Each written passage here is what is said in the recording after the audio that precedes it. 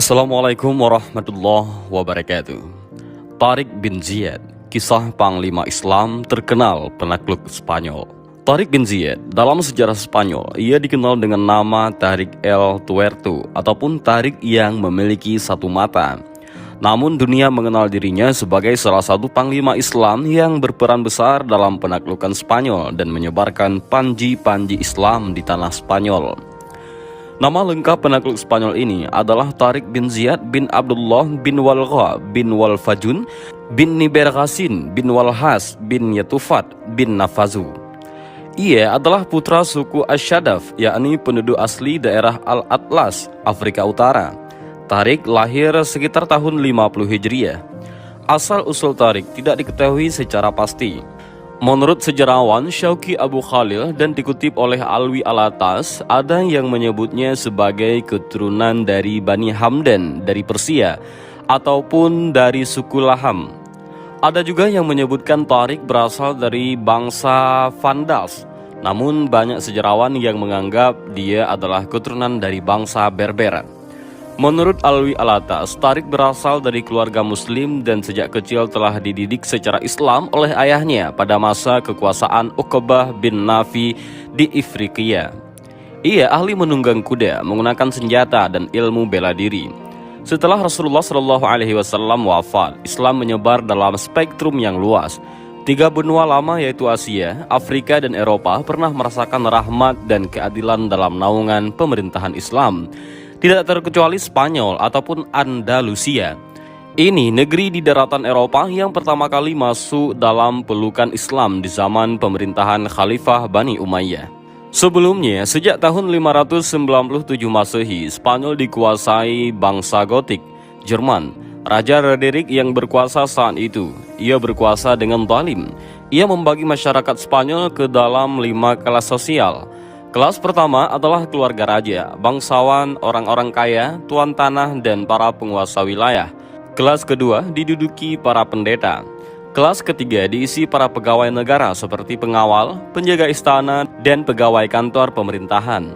Mereka hidup pas-pasan dan diperalat penguasa sebagai alat memeras rakyat. Kelas keempat adalah para petani, pedagang, dan kelompok masyarakat yang hidup cukup lainnya. Mereka dibebani pajak dan pungutan yang tinggi. Dan kelas kelima adalah para buruh tani, serdadu rendahan, pelayan, dan budak. Mereka paling menderita hidupnya. Akibat klasifikasi sosial itu, rakyat Spanyol tidak kerasan. Sebahagian besar mereka hijrah ke Afrika Utara. Di sini di bawah pemerintahan Islam yang dipimpin Musa bin Nusyair, mereka merasakan keadilan, kesamaan hak, keamanan, dan nikmati kemakmuran. Para imigran Spanyol itu kebanyakan beragama Yahudi dan Kristen. Bahkan gubernur Ceuta bernama Julian dan putrinya Florinda yang dinodai Roderick ikut mengungsi. Melihat kezaliman itu, Musa bin Nusyair berencana ingin membebaskan rakyat Spanyol sekaligus menyampaikan Islam ke negeri itu. Khalifah Al-Walid bin Abdul Malik memberikan izin. Musa segera mengirim Abu Zar'ah dengan 400 pasukan pejalan kaki dan 100 orang pasukan berkuda menyeberangi selat antara Afrika Utara dan daratan Eropa. Legenda penaklukan Tariq bin Ziyad. Setidaknya ada 2 legenda tentang kedatangan Tariq bin Ziyad ke Al-Andalus. Legenda itu sebagai berikut. Yang pertama, legenda wanita tua. Saat Tariq baru membebaskan kota Algeciras, ada seorang wanita tua yang meminta untuk bertemu Tariq. Setelah diizinkan oleh Tariq, wanita tua ini menuturkan kisahnya bahwa ia dulu memiliki seorang suami. Suaminya selalu mengatakan bahwa suatu hari nanti negeri ini akan ditaklukkan oleh seorang jenderal asing. Jenderal ini memiliki kening yang menonjol dan tahi lalat hitam yang ditumbuhi rambut pada pundak kirinya. Mendengar itu, Tariq segera membuka pundak bahagian kirinya yang ternyata memang memiliki tanda yang sama seperti yang dituturkan wanita tersebut. Pasukan Tariq pun kagum. Legenda kedua adalah legenda Istana 27 Gembok. Kerajaan Visigoth memiliki satu istana yang sangat indah di Toledo dan memiliki 27 gembok. Raja-raja sebelumnya selalu berpesan bahwa apapun yang terjadi, istana itu tak boleh dimasuki satu orang pun. Setiap raja yang baru bahkan menambahkan satu gembok sehingga ada 27 gembok. Saat Roderick naik tahta, ia sangat penasaran dengan isi istana itu. Pada suatu hari, ia membongkar semua gembok yang ada dan memasuki istana. Ternyata di dalam istana itu terdapat sebuah ruangan lagi yang dikunci. Setelah membongkar kunci ruangan itu, Roderick kembali memasuki ruangan yang lebih dalam lagi. Ternyata di dalam ruangan itu ada sebuah perkamen yang berisi lukisan orang-orang yang sedang menunggang kuda. Mereka memakai baju yang kasar, penuh debu, memakai sorban di kepalanya, dan pedang mereka melengkung. Di sana juga terdapat sebuah tulisan, "Kapanpun ruang pelindungan ini dilanggar dan mantra yang terdapat pada guci ini dilanggar, orang-orang yang terlukis pada guci ini akan menyerbu Andalusia, menggulingkan singgasana rajanya, serta menduduki seluruh negeri." Roderick ketakutan setelah membaca itu dan meyakini bahwa bencana akan menimpa dirinya.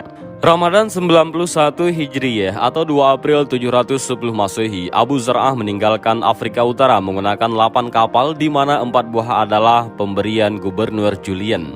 Tanggal 25 Ramadan 91 Hijriyah atau 23 April 710 Hijriyah, di malam hari pasukan ini mendarat di sebuah pulau kecil dekat kota Tarife yang menjadi sasaran serangan pertama. Di petang harinya, pasukan ini berhasil menaklukkan beberapa kota di sepanjang pantai tanpa perlawanan yang berarti. Padahal jumlah pasukan Abu Zar'ah kalah banyak. Setelah penaklukan ini, Abu Zar'ah pulang. Keberhasilan ekspedisi Abu Zar'ah ini membangkitkan semangat Musa bin Nusayr untuk menaklukkan seluruh Spanyol. Maka ia memerintahkan Tariq bin Ziyad membawa pasukan untuk penaklukan yang kedua.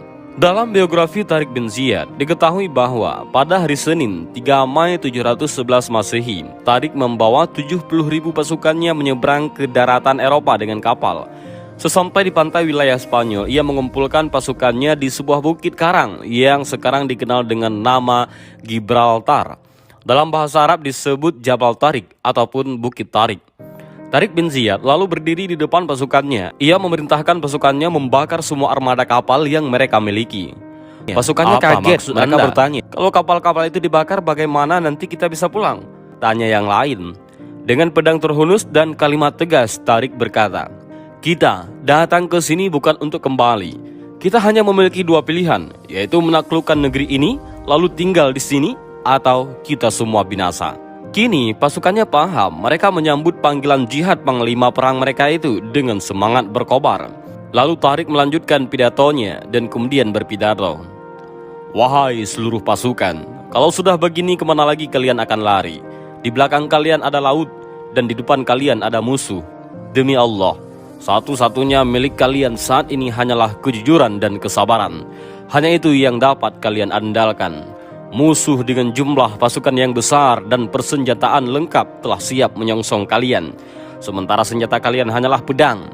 Kalian akan terbantu jika kalian berhasil merebut senjata dan perlengkapan musuh kalian. Karena itu, secepatnya kalian harus bisa melumpuhkan mereka. Sebab kalau tidak, kalian akan menemukan kesulitan besar.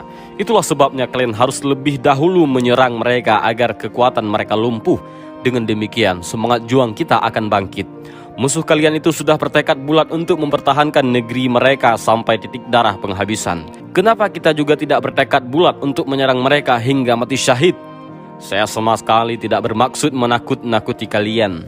Tetapi marilah kita galang rasa saling percaya di antara kita. Dan kita galangkan keberanian yang merupakan salah satu modal utama perjuangan kita.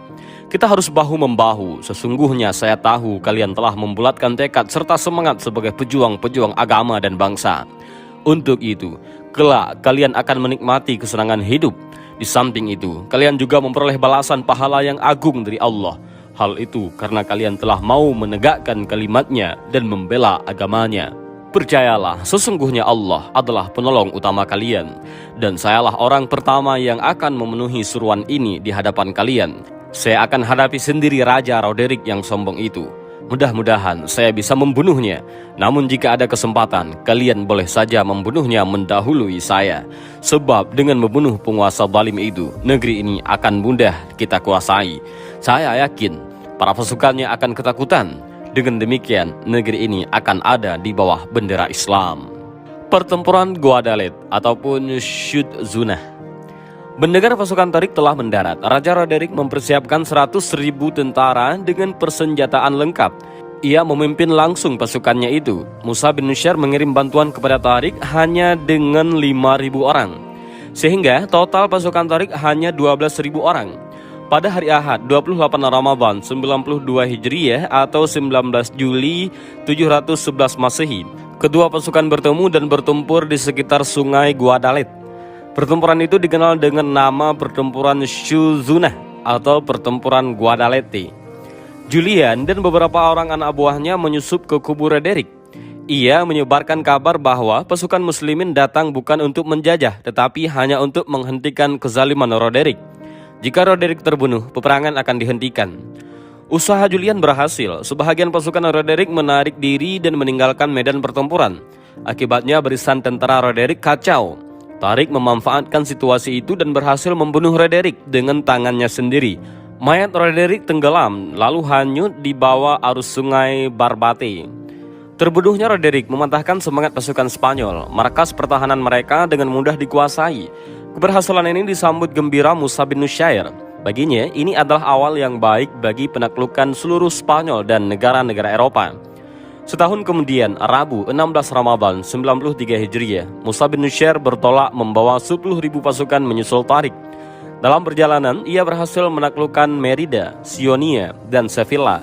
Sementara pasukan Tariq membagi pasukannya untuk menaklukkan Cordova, Granada, dan Malaga. Ia sendiri membawa sebahagian pasukannya menaklukkan Toledo, ibu kota Spanyol saat itu. Semua ditaklukkan tanpa perlawanan. Pasukan Musa dan pasukan Tariq bertemu di Toledo. Keduanya bergabung untuk menaklukkan Écija. Setelah itu, mereka bergerak menuju wilayah Pyrenees, Prancis. Hanya dalam waktu 2 tahun, seluruh daratan Spanyol berhasil dikuasai. Beberapa tahun kemudian, Portugis mereka taklukkan dan mereka ganti namanya dengan Algarab ataupun Barat. Sungguh, itu keberhasilan yang luar biasa. Musa bin Nusyair dan Tariq bin Ziyad berencana membawa pasukannya terus ke utara untuk menaklukkan seluruh Eropa. Sebab waktu itu tidak ada kekuatan dari manapun yang bisa menghadap mereka. Namun, niat itu tidak terrealisasi karena Khalifah Al-Walid bin Abdul Malik memanggil mereka berdua pulang ke Damaskus. Tariq pulang terlebih dahulu, sementara Musa bin Nusyair menyusun pemerintahan baru di Spanyol. Tariq bin Ziyad wafat. Setelah bertemu Khalifah, Tariq bin Ziyad ditakdirkan Allah Subhanahu wa Ta'ala tidak kembali ke Eropa. Ia sakit dan menghembuskan nafas terakhirnya di Damaskus, Suriah pada tahun 720 Masehi. Tidak diketahui banyak bagaimana akhir-akhir dari kehidupan Tariq bin Ziyad. Namun Tariq bin Ziyad telah menorehkan namanya di lembar sejarah sebagai putra asli Afrika Utara Muslim yang menaklukkan daratan Eropa. Dan itulah profil dan biografi Tariq bin Ziyad dan sejarah penaklukan Spanyol oleh pasukan Islam. Dan semoga informasi ini bisa bermanfaat bagi para pendengar semuanya. Demikian video singkat ini, mudah-mudahan ada manfaat bagi kita semua. Amin ya rabbal alamin. Allahu a'lam bishawab. Assalamualaikum warahmatullahi wabarakatuh.